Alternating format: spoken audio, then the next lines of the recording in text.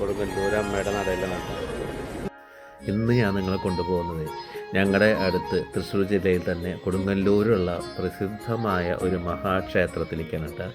കൊടുങ്ങല്ലൂർ ശ്രീ ഭഗവതി ക്ഷേത്രം, ശ്രീ കുരുംബ ഭഗവതി ക്ഷേത്രം എന്നാണ് അറിയപ്പെടുന്നത്. ഇത് ലോകാംബിക ക്ഷേത്രം എന്നും അറിയപ്പെടുന്നു. കേരളത്തിലെ ആദ്യമായിട്ട് ആദിപരാശക്തിയെ ഭദ്രകാളി ഭാവത്തിൽ ശ്രീചക്രസമേതയായി പ്രതിഷ്ഠിച്ചത് കൊടുങ്ങല്ലൂരാണ് കേട്ടോ. കാശ്മീർ താന്ത്രിക രീതിയായ രുരുജിത്ത് വിധാനത്തിലുള്ള ക്ഷേത്രമാണിത്. ഇവിടുത്തെ ഭഗവതിയെ കൊടുങ്ങല്ലൂരമ്മ എന്നാണ് വിളിക്കുന്നത്. പ്രത്യക്ഷ ഫലം നൽകുന്ന ഭഗവതി അഥവാ പ്രത്യക്ഷ ദൈവം എന്ന് കൊടുങ്ങല്ലൂരമ്മ അറിയപ്പെടുന്നു. ഭഗവതിയോടൊപ്പം സപ്തമാതാക്കളായ ബ്രാഹ്മി, വൈഷ്ണവി, മഹേശ്വരി, ഇന്ദ്രാണി, വാരാഹി, കൗമാരി, ചാമുണ്ഡി എന്നിവരുടെ ഗണപതി, വീരഭദ്രൻ എന്നിവരോടൊപ്പമുള്ള അപൂർവമായ പ്രത്യേക പ്രതിഷ്ഠയും ഇവിടെ കാണാവുന്നതാണ്. കേരളത്തിലുള്ള ഇന്നത്തെ പല ഭഗവതി ക്ഷേത്രങ്ങളും കുരുമ്പക്കാവുകളും ഇവിടുന്ന് ആവാഹിച്ചു കൊണ്ടുപോയി പ്രതിഷ്ഠിച്ചതാണെന്ന് പറയപ്പെടുന്നു. അതിനാൽ കേരളത്തിലെ മറ്റ് 64 ഭഗവതി ക്ഷേത്രങ്ങളുടെ മാതൃക്ഷേത്രമായിട്ടാണ് കൊടുങ്ങല്ലൂർ ഭഗവതി ക്ഷേത്രം കണക്കാക്കപ്പെടുന്നത്. പ്രധാന പ്രതിഷ്ഠ ശ്രീ ഭദ്രകാളിയും സപ്തമാതാക്കളും പരമശിവനുമാണ്. ശ്രീ മഹാദേവൻ ആണ് ക്ഷേത്രനാഥൻ. പുരാതന കേരളത്തിലെ 108 ക്ഷേത്രങ്ങളിൽ ഈ ക്ഷേത്രവും ഉൾപ്പെടുന്നു. ഉപദേവതകളായി ഗണപതി, വീരഭദ്രൻ, ക്ഷേത്രപാലകൻ, തവിട്ടുമുത്തി, വസൂരിമാല, നാഗദൈവങ്ങൾ എന്നിവർക്കും പ്രതിഷ്ഠകളുണ്ട്. മകരമാസത്തിലെ താലപ്പൊലി, മീനമാസത്തിലെ ഭരണി മഹോത്സവം, കന്നിമാസത്തിലെ നവരാത്രി, മേടമാസത്തിലെ ചാന്താട്ടം, മകരച്ചൊവ്വ എന്നിവയാണ് ക്ഷേത്രത്തിലെ പ്രധാന ആണ്ടുവിശേഷങ്ങൾ. ഇവിടെ ക്ഷേത്രപാലകൻ്റെ നടയിൽ നാളികേരം മുടച്ചാൽ ശത്രുദോഷങ്ങളും സർവ്വവിധ ദോഷങ്ങളും മാറും എന്ന് വിശ്വസിക്കപ്പെടുന്നു. കൊടുങ്ങല്ലൂർ ആസ്ഥാനമാക്കി കേരളം ഭരിച്ചിരുന്ന ചേരൻ ചെങ്കുട്ടുവനാണ് ആദ്യമായി കണ്ണകിയെ പ്രതിഷ്ഠിച്ച് ക്ഷേത്ര നിർമ്മാണം നടത്തിയത്. ശ്രീ കുരുംബ ഭഗവതി ക്ഷേത്രത്തിൽ നിന്നും ഏകദേശം 300 മീറ്റർ തെക്കുമാറി പടിഞ്ഞാറോട്ട് ദർശനമായി കുരുമ്പക്കാവ് സ്ഥിതി ചെയ്യുന്നു. ഇവിടെയാണ് ചേരൻ ചെങ്കുട്ടവൻ ആദ്യമായി കണ്ണകി പ്രതിഷ്ഠ നടത്തിയത്. കേരളത്തിൽ ആദിപരാശക്തിയായ ഭദ്രകാളിയെ ആദ്യമായി കുടിയിരുത്തിയ ക്ഷേത്രമാണ് കൊടുങ്ങല്ലൂർ എന്ന് പറയപ്പെടുന്നു. ദാരികൻ എന്ന രാക്ഷസനെ വധിച്ച ഭഗവതി കൊടുങ്ങല്ലൂർ എത്തിയെന്നും അവിടെ പുലക്കാവിൽ വള്ളോൻ്റെ പൂജ സ്വീകരിച്ചുകൊണ്ട് കുടിയിരുന്നെന്നും കൂടാതെ അവിടെയുള്ള മറ്റൊരു തറവാട്ടിലെ അറയിലും ഭഗവതി കുടിയിരുന്നെന്നാണ് ഐതിഹ്യം. പരശുരാമൻ പ്രതിഷ്ഠിച്ച 4 ദേവിമാരിൽ ലോകാംബികയെന്നാണ് കൊടുങ്ങല്ലൂരമ്മ അറിയപ്പെടുന്നത്. കേരളത്തെ മഹാമാരികളിൽ നിന്നും ആപത്തുകളിൽ നിന്നും രക്ഷിക്കാനാണ് ഭഗവതിയെ പ്രതിഷ്ഠിച്ചത് എന്നാണ് സങ്കല്പം. കടുത്ത ആപത്തുകൾ, മാറാരോഗങ്ങൾ, പ്രശ്നങ്ങൾ എന്നിവ ഉണ്ടായാൽ അവ തടയാനോ ഇനി ഉണ്ടായാൽ തന്നെ വലിയ ആപത്തുകൾ ഉണ്ടാകാതെ സംരക്ഷിക്കാനോ കൊടുങ്ങല്ലൂരമ്മ ശക്തിയാണെന്നാണ് വിശ്വാസം. ആറ്റുകാൽ, ചെട്ടിക്കുളങ്ങര പോലെയുള്ള പ്രസിദ്ധ ക്ഷേത്രങ്ങളിൽ ഭഗവതി കൊടുങ്ങല്ലൂരിൽ നിന്ന് വരുന്നു എന്നാണ് ഐതിഹ്യം.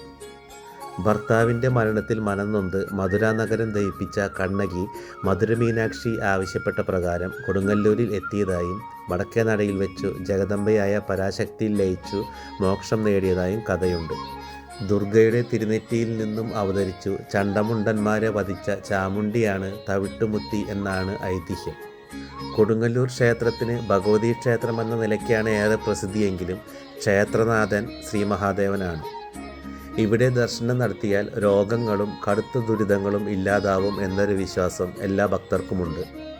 ദുഷ്ടനായ ദാരികാസുരനിൽ നിന്ന് സമസ്ത ലോകത്തെ രക്ഷിക്കാൻ പരമശിവൻ്റെ തൃക്കണ്ണിൽ നിന്ന് ഭദ്രകാളി ജനിക്കുകയും ദാരിക നിഗ്രഹത്തിന് ശേഷവും കോപം ശമിക്കാത്ത ദേവിയുടെ കോപമടക്കുവാൻ വേണ്ടി ഭൂതഗണങ്ങൾ തെറിപ്പാട്ടും ബലിയും നൃത്തവുമായി ദേവിയുടെ കോപം ശമിപ്പിച്ചു. ദേവി സന്തുഷ്ടയാവുകയും അതിൻ്റെ പ്രതീകാത്മകമായ ആചാരവും അനുഷ്ഠാനവുമാണ് കൊടുങ്ങല്ലൂർ ഭരണി എന്നാണ് ഐതിഹ്യം.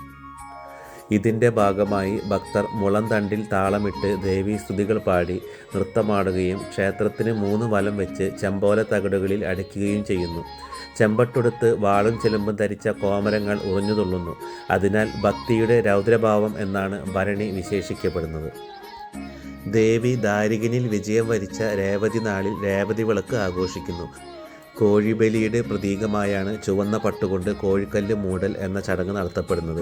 ഇത് ദുരിതങ്ങൾ മാറാനുള്ള വഴിപാടായി നടത്തുന്നു. മഞ്ഞളും കുരുമുളകും സമർപ്പിക്കുക എന്നതാണ് പകർച്ചവ്യാധികളും ദുരിതങ്ങളും ഒഴിയാൻ നടത്തുന്ന മറ്റൊരു വഴിപാട്. കോഴിയും പിടിയും ഉണ്ടാക്കി കഴിക്കുക എന്നതും മറ്റൊരു ആചാരമാണ്. ചതുരാകൃതിയിലുള്ള ചുറ്റമ്പലത്തിനുള്ളിലാണ് ശ്രീകോവിൽ. ധ്വജപ്രതിഷ്ഠയില്ല എന്നത് ഈ ക്ഷേത്രത്തിൻ്റെ ഒരു പ്രത്യേകതയാണ്. ശിവൻ്റെ പ്രതിഷ്ഠയോട് ബന്ധപ്പെട്ടതാണ് മണ്ഡപത്തിൻ്റെ നിർമ്മാണ രീതി. തിടപ്പള്ളി, വലിയ ബലിക്കല്ല്, നാലമ്പലം, ആനപ്പന്തൽ, മണ്ഡപം, ബലിക്കൽപ്പുര, ഗണപതി പ്രതിഷ്ഠ, സപ്തമാതൃക്കൾ എല്ലാം തന്നെ ശിവക്ഷേത്രത്തിൻ്റെ ശില്പശാസ്ത്രവിധി പ്രകാരമാണ്. ശ്രീ മഹാദേവൻ്റെ ശ്രീകോവിലിന് നേർക്കാണ് മുഖമണ്ഡപം സ്ഥിതി ചെയ്യുന്നത്. മുഖമണ്ഡപത്തിൻ്റെയും ബലിക്കൽപ്പുരയുടെയും തട്ട് നവഗ്രഹങ്ങൾ കൊത്തിയ ഒറ്റപ്പലകയിൽ തീർത്തതാണ്. മണ്ണുത്തരം, ചിറ്റുത്തരം മുതലായവയിൽ രാമായണം, മഹാഭാരതം എന്നിവയുടെ ഭാഗങ്ങൾ ചിത്രീകരിച്ചിട്ടുണ്ട്. അതുപോലെ കരിങ്കൽ തൂണുകളിൽ മനോഹരമായ കൊത്തുപണികളും കാണാം. ശ്രീകോവിലിൻ്റെ കിഴക്കുഭാഗത്ത് ഒരു രഹസ്യ അറയാണ്. ഈ അറയ്ക്ക് പടിഞ്ഞാറ് ഭാഗത്ത് ഒരു വാതിലുണ്ട്. അതിൻ്റെ മുഖം ശ്രീകോവിലിലേക്കാണ്. പടിഞ്ഞാറോട്ട് ദർശനമായിട്ടുള്ള ഈ കവാടം എല്ലായ്പ്പോഴും ചുവന്ന പട്ട് വിരിച്ച് മൂടിയിട്ടിരിക്കും. രഹസ്യ അറയ്ക്ക് ശ്രീമൂലസ്ഥാനം എന്നും പറയുന്നു. പരശുരാമൻ സൃഷ്ടിച്ച മഹാമേരു ചക്രവും ശ്രീ ശങ്കരാചാര്യർ പ്രതിഷ്ഠിച്ച ശ്രീചക്രവും ഒപ്പം സംഹാരമൂർത്തിയായ രുദ്രമഹാകാളിയുടെ പ്രതിഷ്ഠയും ഈ രഹസ്യ അറയിൽ ഉണ്ടെന്നാണ് വിശ്വസിച്ചു വരുന്നത്. ചേരൻ ചെങ്കുട്ടവൻ കണ്ണകി പ്രതിഷ്ഠ നിർവഹിച്ച സ്ഥലമായ ശ്രീമൂലസ്ഥാനമാണ് രഹസ്യ അറയാക്കിയിരിക്കുന്നത് എന്നും പറയപ്പെടുന്നുണ്ട്. ക്ഷേത്രത്തിലെ ശിവൻ്റെ നടയ്ക്കുള്ള മണ്ഡപത്തിൻ്റെ വടക്കേ അറ്റത്തായി നാലമ്പലത്തിനുള്ളിൽ കിഴക്കോട്ട് ദർശനമായിട്ടാണ് 2 നിലയുള്ള പള്ളിമാടം. നിത്യേന വിളക്കുവയ്പ് നടത്തുന്ന പള്ളിമാടത്തിലാണ് ഭഗവതിയുടെ പള്ളിവാളും ചിലമ്പും പ്രതിഷ്ഠിച്ചിരിക്കുന്നത്. അശ്വതി കാവതീണ്ടലിനു നടയടച്ചതിന് ശേഷം പൂയനാളിൽ നട തുറക്കുന്നത് വരെ വഴിപാടുകൾ ഭക്തജനങ്ങൾ പള്ളിമാടത്തിന് മുന്നിലാണ് സമർപ്പിക്കാറ്. ആദിപരാശക്തിയായ ശ്രീ ഭദ്രകാളിയാണ് ക്ഷേത്രത്തിലെ മുഖ്യപ്രതിഷ്ഠ. വരിക്കപ്ലാവിൽ നിർമ്മിച്ച ബിംബത്തിൻ്റെ ദർശനം വടക്കോട്ടാണ്. ദാരുബിംബത്തിന് എടുത്തു മാറ്റാവുന്ന ഒരു സ്വർണ്ണഗോളകയുമുണ്ട്. ദാരികവധത്തിന് ശേഷം പ്രദർശിപ്പിച്ച വിശ്വരൂപത്തിൽ ഉഗ്രമായ രൗദ്രഭാവത്തിലാണ് ഇരിക്കുന്നത്. കാളിയുടെ നിറം കറുപ്പാണ്. ചാന്താട്ടം ചെയ്യുന്നതിനാൽ വിഗ്രഹവും കറുപ്പ് നിറത്തിലാണ്. പ്രതിഷ്ഠയ്ക്ക് പീഠത്തോടുകൂടി ഉദ്ദേശം 6 അടിയോളം ഉയരമുണ്ട്. വലത്തെ കാൽ മടക്കി ഇടത്തേത് തൂക്കിയിട്ട രൂപത്തിലാണ് ഇരിപ്പ്. തലയിൽ കിരീടമുണ്ട്. ഭഗവതിയുടെ ഇടത്തെ കാതിൽ ആനയും വലത്തെ കാതിൽ സിംഹവുമാണ് കമ്മലായിട്ടുള്ളത്. മുഖത്ത് ദംഷ്ട്രകളുണ്ട്. ബിംബത്തിൽ വൃത്താകാരത്തിലുള്ള താലിമാലകളും വഴിപാടായി ലഭിച്ചിട്ടുള്ള നിരവധി ആഭരണങ്ങളും ചാർത്താറുണ്ട്. ഭഗവതിക്ക് 8 കൈകളാണ് കാണുന്നത്. എങ്കിലും കൈകളിലുള്ള ആയുധങ്ങൾ വ്യക്തമായി കാണാൻ കഴിയുന്നില്ല. 8 കൈകളിൽ വലതുഭാഗത്ത് മുകളിൽ നിന്നും താഴോട്ട് ആദ്യത്തേതിൽ ത്രിശൂലവും, രണ്ടാമത്തേതിൽ ഗഡ്വാഗവും, മൂന്നാമത്തേതിൽ കൈ മുന്നിലേക്ക് മടക്കി മേൽവയറിനോടൊപ്പം നിൽക്കുന്നതിൽ നന്ദകം വാളും, നാലാമത്തേതിൽ ദാരിക ശിരസുമാണുള്ളത്. ഇടതുഭാഗത്ത് ഒന്നാമത്തേതിൽ മണിനാഗവും, രണ്ടാമത്തേതിൽ ചിലമ്പും, മൂന്നാമത്തേതിൽ മുന്നിലേക്ക് നീട്ടിപ്പിടിച്ച വട്ടകവും, നാലാമത്തേതിൽ ഓട്ടുമണിയുമാണ് കാണാൻ കഴിയുക. പ്രതിഷ്ഠയ്ക്ക് മുന്നിൽ അഷ്ടബന്ധമിട്ട് പീഠത്തിലുറപ്പിച്ച ബലിക്കല്ലുണ്ട്. ഇതിന് പ്രത്യേക സ്വർണ്ണഗോളകയും പ്രഭാമണ്ഡലവുമുണ്ട്. ശ്രീചക്ര പ്രതിഷ്ഠയുള്ള ക്ഷേത്രമാണിത്.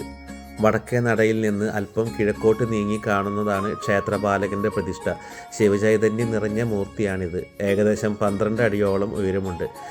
ദേവീക്ഷേത്രത്തിലേക്കുള്ള തുലാഭാരം ക്ഷേത്രപാലകൻ്റെ നടയിലാണ് നടത്തി വരുന്നത്. ഇവിടുത്തെ പ്രത്യേക വഴിപാട് ചമയമാണ്. വൈകിട്ട് ക്ഷേത്രപാലകൻ്റെ ക്ഷേത്രം കുലവാഴ, കുരുത്തോല, കരിക്കിൻകുല എന്നിവ കൊണ്ട് അലങ്കരിക്കുകയും ദേവീക്ഷേത്രത്തിലെ ദീപാരാധനയ്ക്ക് ശേഷം ക്ഷേത്രപാലകൻ്റെ മുമ്പിൽ നാളികേരം എറിഞ്ഞു ഉടക്കുകയും ചെയ്യുന്നു. ശേഷം ക്ഷേത്രപാലകനെ 101 വസ്ത്രമുടുപ്പിക്കും. മുഖത്ത് ചന്ദനം ചാർത്തി തണ്ണീരാമൃതം നിവേദ്യം നൽകും. ഇതിനെയാണ് ചമയം എന്ന് പറയുന്നത്. ഇത് കാലഭൈരവനാണെന്നും വിശ്വാസമുണ്ട്. തവിട്ടുമുത്തിയുടെ പ്രതിഷ്ഠയെക്കുറിച്ച് പറയുകയാണെങ്കിൽ കാളീരൂപത്തിലുള്ള ഭഗവതിയാണിത്. മേൽക്കൂരയോ ചുറ്റുമതിലോ ഇല്ല. പുറത്ത് ശിവൻ്റെ നടയ്ക്കൽ ഇടതുഭാഗത്തായാണ് പ്രതിഷ്ഠ. തവിട് കൊണ്ട് ഉഴിഞ്ഞിടുകയാണ് പ്രധാന വഴിപാട്. തവിട്ടുമുത്തിക്ക് തവിടാടിക്കാം എന്ന വഴിപാട് നേർന്നാൽ വിട്ടുമാറാത്ത ശ്വാസകോശ സംബന്ധമായ അസുഖങ്ങൾ മാറിക്കിട്ടുമെന്നാണ് വിശ്വാസം. ഇവിടെ വന്ന് അമ്മയെ തൊഴുത് ആ ആൽത്തറയിലൊക്കെ ഒന്ന് ഇരുന്ന് പോയി കഴിഞ്ഞാൽ മനസ്സിന് വല്ലാത്തൊരു ശാന്തതയാണ് കേട്ടോ. അപ്പോൾ ഒരിക്കലെങ്കിലും ഇവിടെ വന്ന് അമ്മയുടെ അനുഗ്രഹം വാങ്ങി മനസ്സിന് ശാന്തിയും സമാധാനവും വരുത്താം. എല്ലാവരെയും കൊടുങ്ങല്ലൂർ അമ്മ അനുഗ്രഹിക്കട്ടെ.